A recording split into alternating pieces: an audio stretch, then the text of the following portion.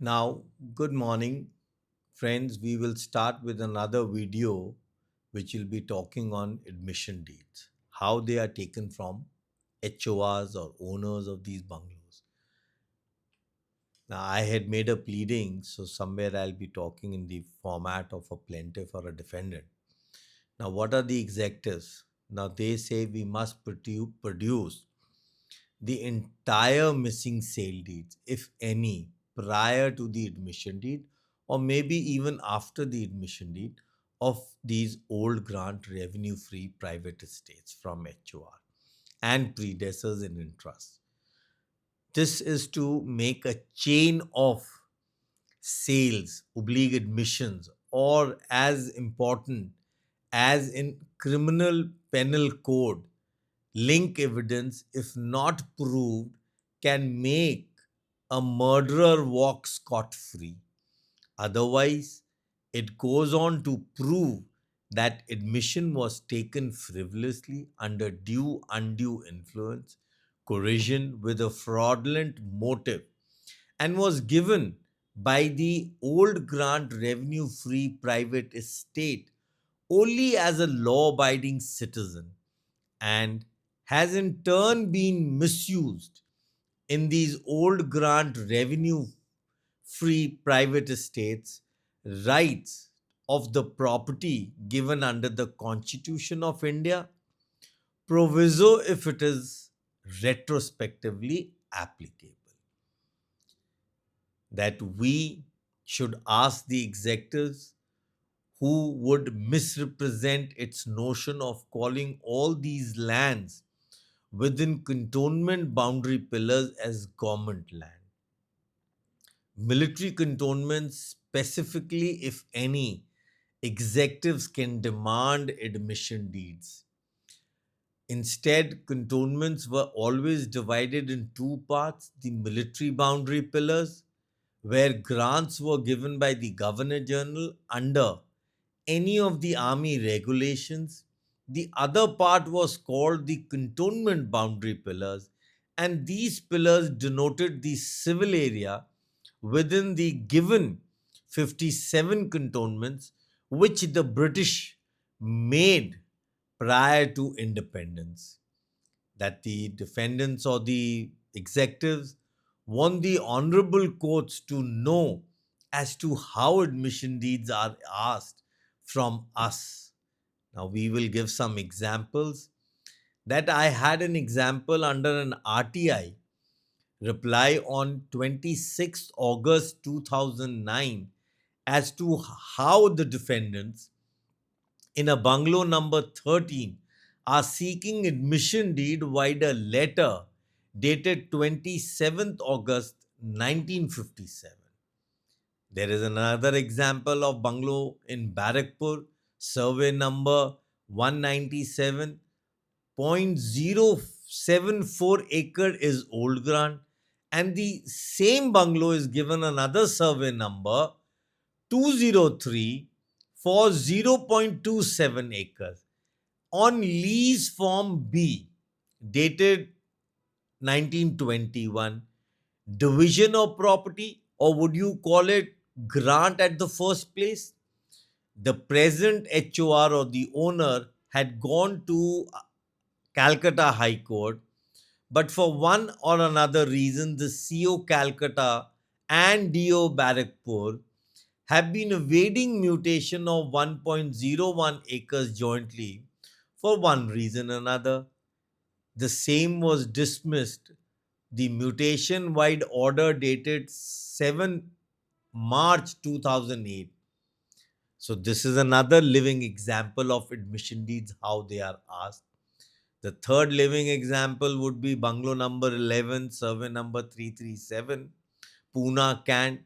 The present owner is a grant under Governor General Order of 260 of 7th May 1938. This is a classic case, as the admission deed draft nowhere reads the GGO 260, neither does the same mention GGO 179 of 1836, but it reads like property belongs to Government of India, held on old grant terms, along with the trees, etc. Now, this part is very important. If we read, the site will not be divided, used for residential purpose. All the columns can be read for the court that the DO Pune has signed the same admission deed along with the present owner, but on the contrary, till date, mutation has not taken place. Another living example of Dakshai Kant survey number 71, the GLR speaks. Some Quartermaster Journal order number 8947 dated 18th November 1976 or 1876. GLR is issued by CO Dakshai. Firstly, this approves all records before the coming of the DO. It was the CEO of the cantonment who was maintaining these land records. Bungalow number 15A was sold in 1924 in the presence of cantonment magistrate, as he is a witness to the same sale deed. Nowhere it speaks of a grant under GGO 179, but the department and the Union of India, DO Ambala, on 19th September 1953, are seeking an admission deed from the present bungalow owner under GGO 179/1836. Now, to nail the coffers on the doings of the Union of India, and letter from Quartermaster Journal India, Delhi, dated 28th September 1998, for a bungalow number 29 in Kamti cantonment. If you read that letter, it simply says you can seek a remedy through court of law if you so desire. It was regarding mutation. This shows the arrogance of the Union of India and Ministry of Defense that no mutation will take place unless and unless the owner of his or her private estate will not sign an acknowledgement. The same bungalow owner went into civil court.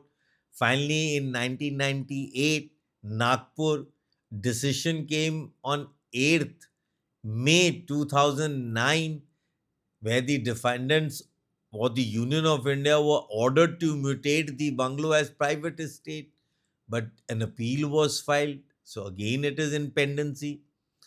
That once again the defendants want that the honorable court must see the rules what they speak. Something else is advised. Why the department letter number 18026 dated 21st August 1970, as stated early, that the HORs and the owners may be asked for an admission deed. This is the executive doings. Now, once again, we as HORs have asked the Defense Estate Office, DG Lands, who flout all rules act passed by the central government for the same. Admission deeds were basically asked in CLA rules in 1937 under section 43. It clearly reads when the grant document is not coming forth or is coming forth, only then an admission deed may be demanded. Otherwise, no demand of acknowledgement has to be done. Why are we subjective discriminatively? It gives an observation on mutation. No time frame is applied on the same process, even after a provision under the Cantonment Act under Section 81, 346, 354 of the Act 2006. This simply implies punishment on transferee for non mutation. Defense State Office under Section 4 and 10 of the CLA rules is bound to make entries in mutation register and general land register But they don't do. They keep waiting for those mutations or admission deeds. We as plaintiffs would ask under Section 73, when the Cantonment Act was upgraded, the Transfers of Properties Act 1892, they would fancily sit over this and deemed an HOR or a buyer as an unauthorized occupant, that the defendant must, or the Union of India must produce the entire sale deeds and admission deeds of defendants, predecessors in interest to make a chain of sale, so that these admissions which are taken, if not having a chain link, a criminal case can be filed, and the link evidence, if broken, we will not let the Union of India employees and department go scot free. So, friends, we can try.